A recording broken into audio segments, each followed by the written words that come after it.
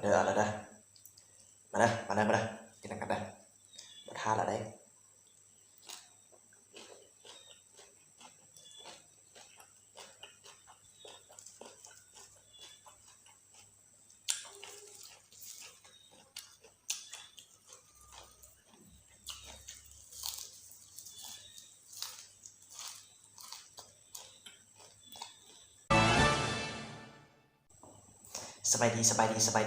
สบายดีแล้วก็สบายดีครั้งหนึ่งนี่ผมกับเจ้าเส้นเก่าเส้นขึ้นบ้านใหม่นี่นะมื้อนี้ตำมะขุ่งกับไม่ยังหูอันนี้บ่ฮู้ชื่อเนาะกับว่าสิตำมะขุ่งกับผักนอกจักสิเข้ากันบ่เข้ากันบ่ฮู้เนาะบ่ต้องเว้าหลายใหญ่หางเนาะเข้ามากรวดกันเลยเนาะแค่นั้นปอโถตำมะขุ่งนี่สุดยอดเลยมื้อนี้นะลองกับผักนอกเนาะเข้ากันบ่เข้ากันเนาะเอาละเด้อมาเด้อกินกันเด้อ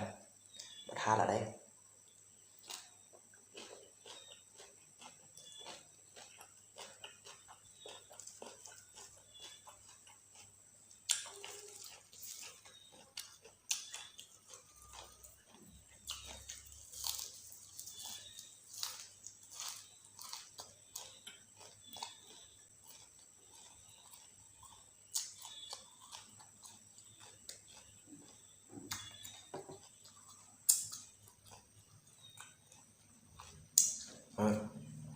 กระดูกบางใหญ่เนาะ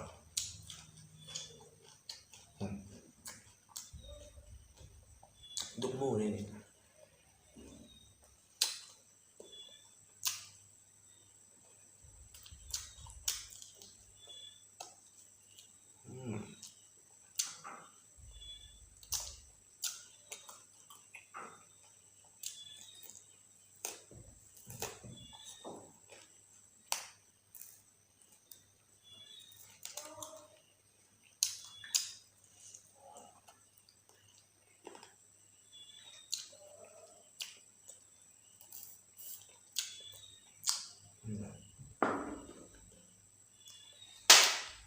คือเพิ่นเว้าเนาะปากเปื้อนมือเปื้อนบ่เป็นหยังคันว่าใจเปื้อนแล้วมันล้างยากเนาะมาเด้อ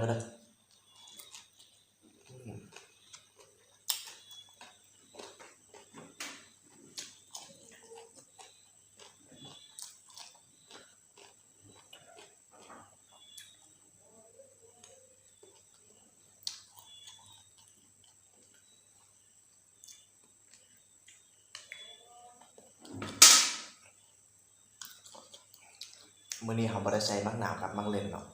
เราใส่แต่มะขามอืม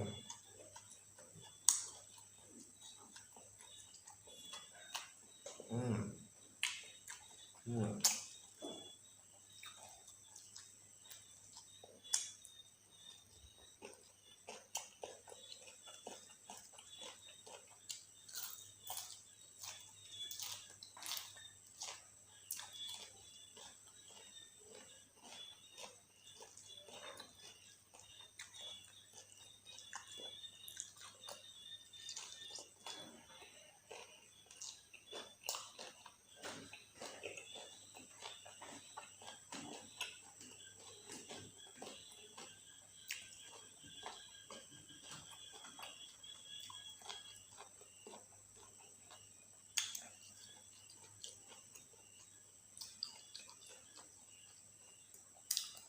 มื้อนี้มีหมูกับไก่ครับ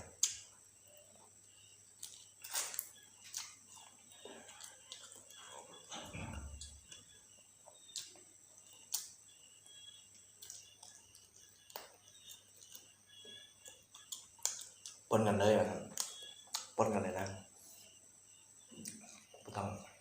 เอาหลายใหญ่หางบ่ต้องอีหยังมากมาย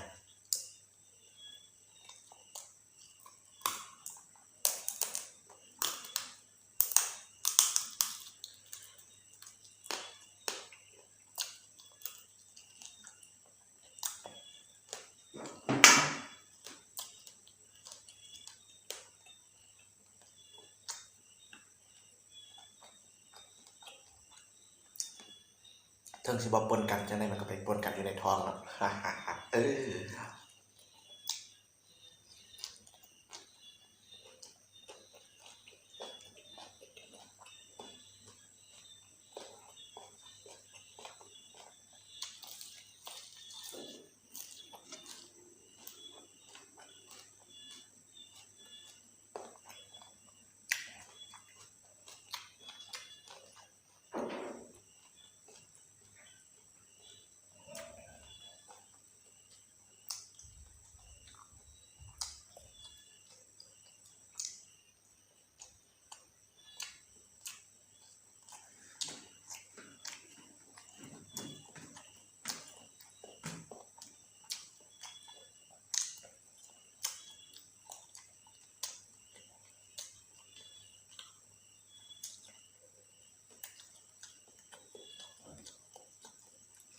โอ้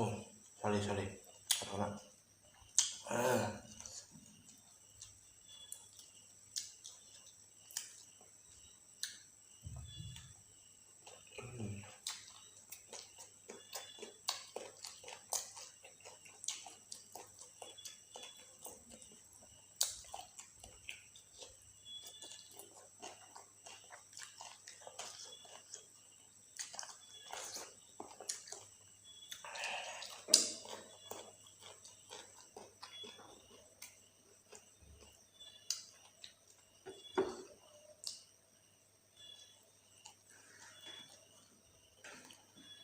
ผัดกับผักสลัดหรือว่า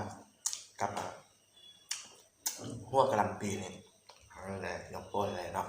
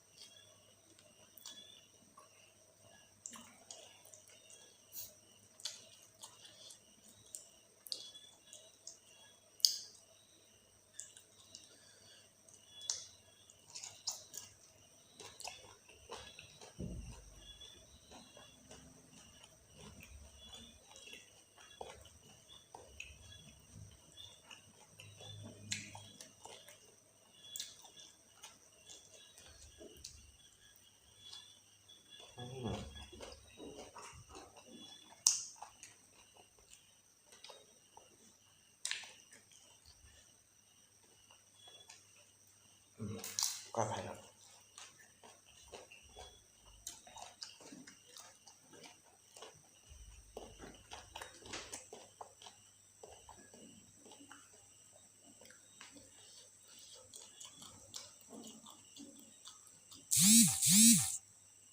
สุดยอดเนาะเลย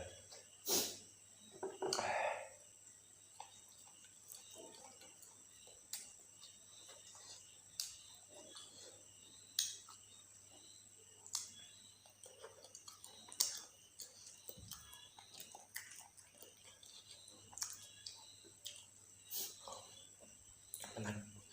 ค่อนข้างที่จะเผ็ดเนาะเผ็ดสำหรับข้าพเจ้า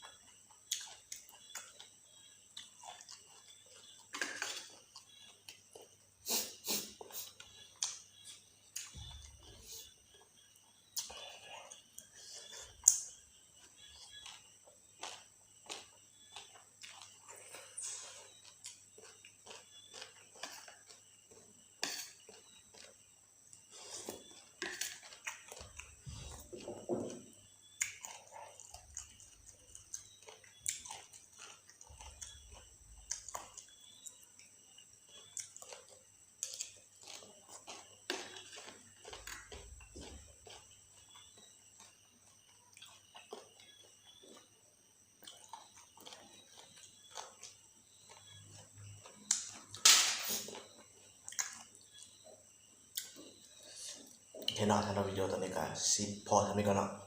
อิ่มบ่หมด